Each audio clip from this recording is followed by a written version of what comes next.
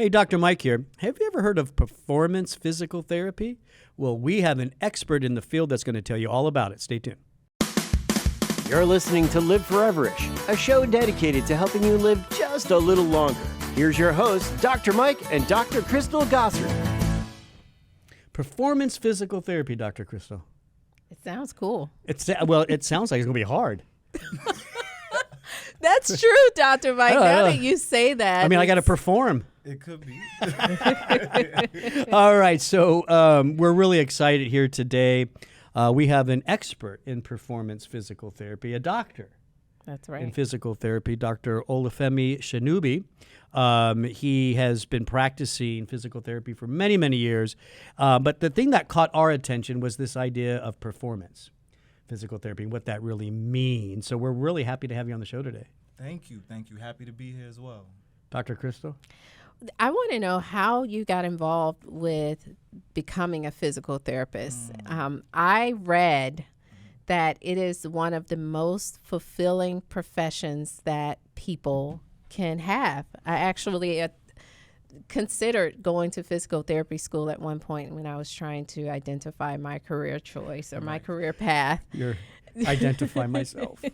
And, Define me. But, what made physical therapy, or apparently what makes it so fulfilling, is the fact that you see the product of your hard work, the efforts. Every session, you're seeing people's lives change. You see people who can't walk because able to walk again.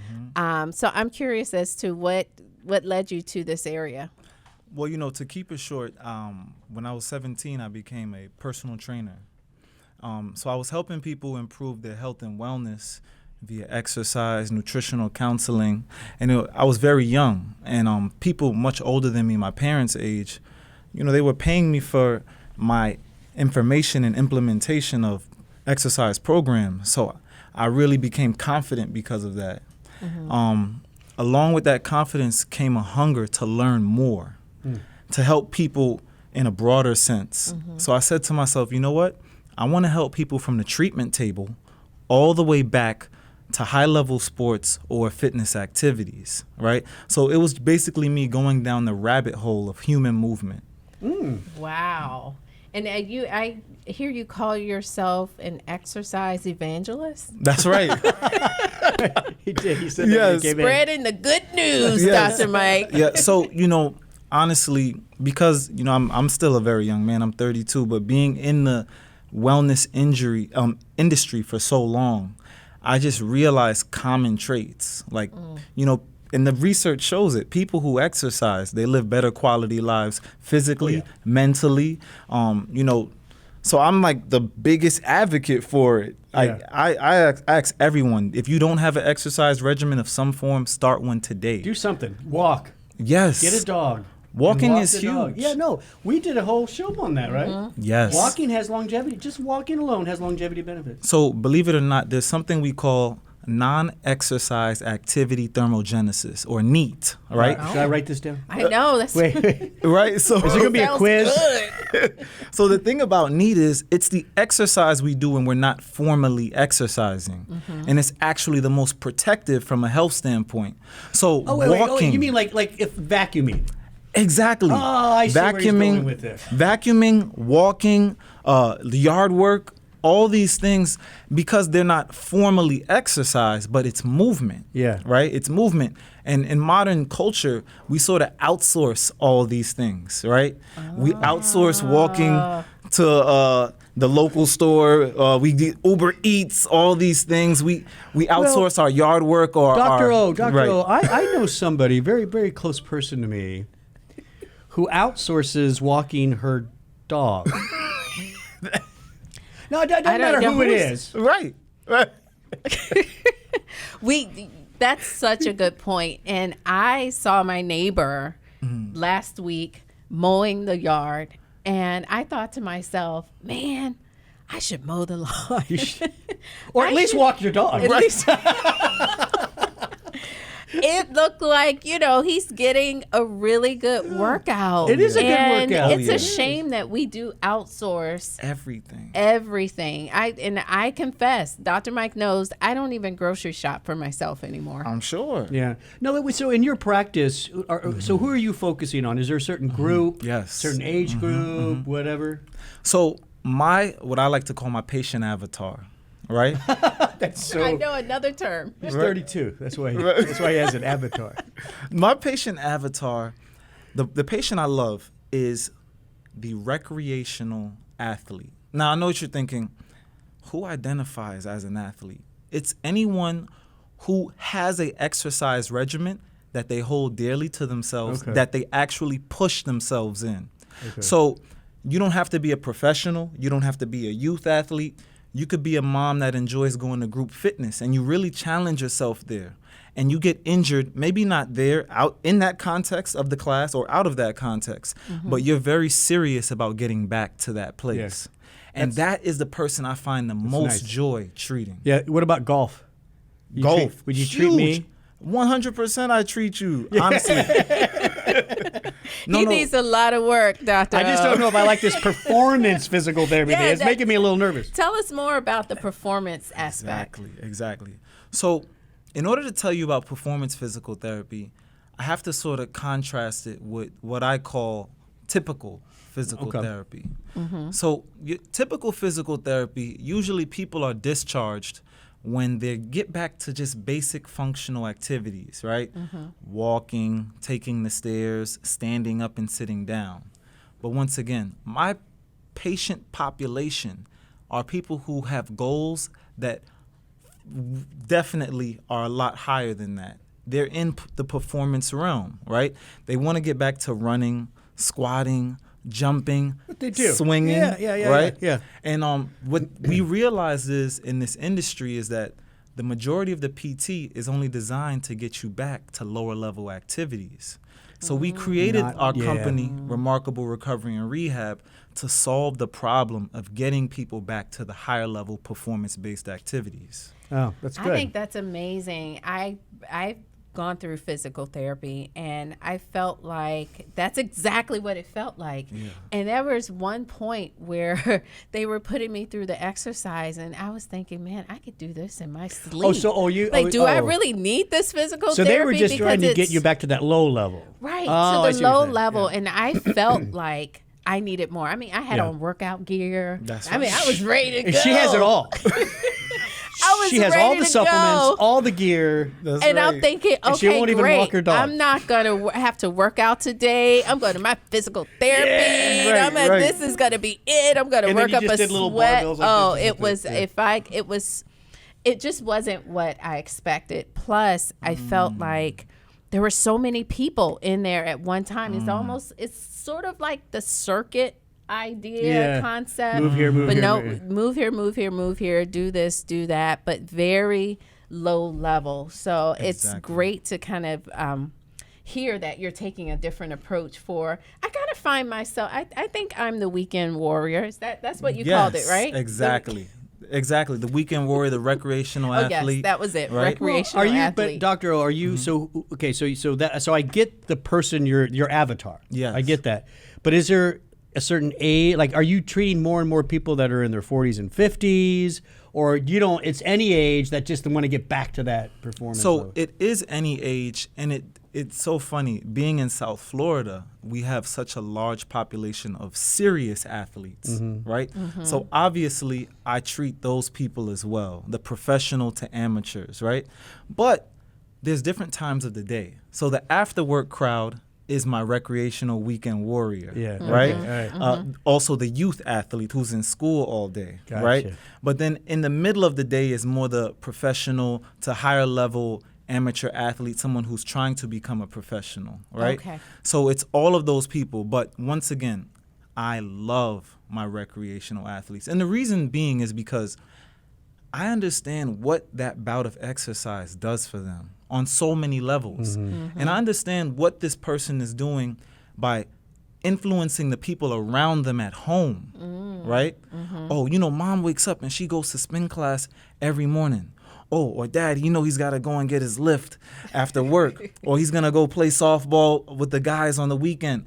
And that's huge. And the kids, they see that, right? So by you working out, you're spreading that to your family, right? And it's becoming a culture. And we need this culture because we have an epidemic of lifestyle diseases that can be prevented with physical activity. Wow, I'm feeling emotional, Dr. Mike. This is where the evangelism is coming in, because you really are speaking to my heart, because the kids, they will see those habits and they will learn those healthy habits, and hopefully it would be incorporated into their lives again. Now let's go back to, or let's just talk about what are some of the common issues you're encountering. And back in the day, I used to be a personal trainer, Dr. Mike. Don't laugh at me. I think I knew that. A long time ago. But I found that many people are, even if they're going to the gym, they don't know what they're doing. I would see it all the time. I mean, just poor form. So are you finding that is that the underlying issue when you're seeing people come to you with injuries, or is it more age related? Okay, so once again, it varies again, but let's talk about that gym goer, all right? Okay. So most of the times it's a lack of a deliberate program, right? So what happens is this person ends up doing too much too soon, or they do too little and then they go into a different class where they're exposed to an instructor that says we're doing this many reps or with this amount of load, right? And then they get into this position where the load outweighs their physical capacity. And whenever you have that equation there, you're going to have injury, right? So for a lot of the recreational athletes, is getting them to become more consistent and deliberate about the variables of their exercise program so that they can progress themselves deliberately. That's very interesting. Now, on the other end, let's say the older population who are dealing with, everyone wants to live forever-ish, but as we get up We got there, a plug from Dr. O. there we go. As we get up there in age, we deal with these changes in, from a cellular level, like osteoarthritis, osteoporosis. So I see a lot of arthritis in my older population, right? And a lot of low back pain. Right? Oh, so common. Yeah, very common. And I would say this, low back pain for most individuals who haven't had a traumatic injury is highly, highly correlated with inactivity. Yeah. So I'm in my 50s. Nice. And thank you. And I've noticed, I don't have any outward signs of like arthritis and stuff, but a little bit. I'm starting to feel a little bit, and when you get up, that sound old people make. Ugh. Right. I've done that a few times. Right. I'm looking for my dad. No, it's you. Yeah, but so if somebody is injured and they come to you, Right. do you have things that could also help maybe with building the joint strength and improving the resilience of those important structures? You just said a word that I love. Like I don't have any tattoos, but I want to get this word tatted. Resilience, right? I always tell my patients, the rent is due every day on feeling good. So, and as we age, the rent just gets a little higher, right? When you're a kid, you can pop out of the bed and go 100 miles an hour. No, it takes right? me like 30 minutes now. Exactly. So, and that's why we have to become more deliberate about the actual functional movements. Yeah. So, a large part of my session is the therapeutic exercises.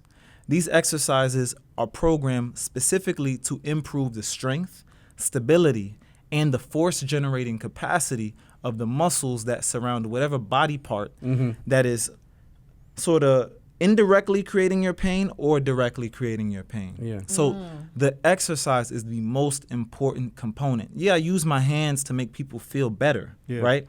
But the job isn't done until we pay our rent, right? And we have to do our movement. I have a saying. Go ahead. Let's hear it. I think I've shared this with you. So I was a clinic. I practiced medicine for years. Excellent. Patients all the time would come in and say, "I can't exercise because my joints hurt." I say, "No, your joints hurt because you're not exercising." Exactly. Most of them did not like that statement.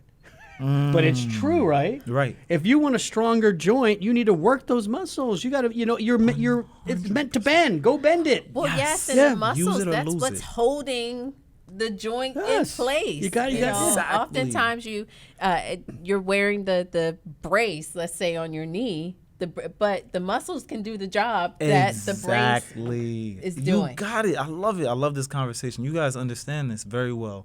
Yes, braces, all these things are replacements for muscles. Yeah. Even my grandmother, I love her so much. I noticed she started wearing a back brace. I said, Grandma, why do you have on this back brace? She says, oh, it makes my back feel better.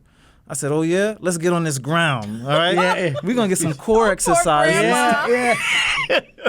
I said, we're going to get some core exercises going, and you're going to build your internal brace. Yeah. Did she do it?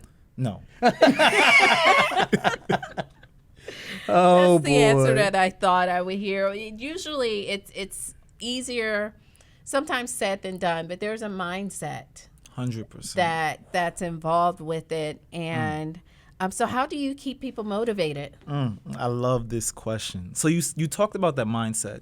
So a huge part of my initial evaluation is, I really ask people, are they really to make the time investment and energy investment in getting better? Right? Like, I'll be honest, I'm not in this profession. Of course, I'm in it to make money, to take care of myself, but there's many things I could have done for money. I really do this to make people live a better life, right? So you have to be ready to make this a habit, right? So I rely less on motivation and willpower and more on the adoption of healthy habits and movement-directed habits that sort of allow you to do this thing without it being so daunting, right? And you have to understand, different patients are at different levels of their ability to, commit to a regimen, right? So it's just understanding where they are. And in the sports performance side, we call this your training age, right? So if you've been someone who's been lifting weights for a few years, when you go to see some form of coach, they know that, okay, this person has been training for years. I can give them this super deliberate plan, and they'll complete that, right? But a new person, it could turn them off. They can become very intimidated. So it's just about knowing who you're talking to. And then also having those crucial conversations so that they know that you have to put in work. Yeah, Doctor, you're listening to Dr. O, who is an expert in performance physical therapy. Well, how can our listeners get a hold of you? Excellent. So you can contact me directly via my website. The name of my physical therapy practice is Remarkable Recovery and Rehab. That's going to be remarkable with 3 Rs.com. Also, we're at Remarkable on Instagram, Twitter, Facebook, right? You're doing it all. Yes. You can add me directly on Instagram. I spend a lot of time there. Nice. At DOC_OLU. All right? And that's the best ways you can find me. Very nice. Well, listen, thank you for coming on today. Of course. Thank you for Great having me. conversation. Yeah, fascinating information. I'm not so scared of performance physical therapy. There now. we go. I know. I think I need it. Let's go. Well, maybe he'll give you a session or two, right? Yeah. Right. We'll make it happen. All right. Thanks for coming on. Dr. Crystal, thank you for joining me today. Don't forget, at liveforeverish.com, we got a ton of episodes that you can download. And, of course, Dr. Crystal, when they do that, they should Comment, subscribe, share, Yes. subscribe. Subscribing's key, so you never miss a point. By the way, if you go to liveforeverish.com, put your email in, number 1. Number 2, pick the place you like to listen to podcasts Yep, at. and then subscribe. Boom! You're connected to our podcast. We go Mondays and Wednesdays. That's right. All right. That's liveforeverish.com. I'm Dr. Mike. Thanks for listening.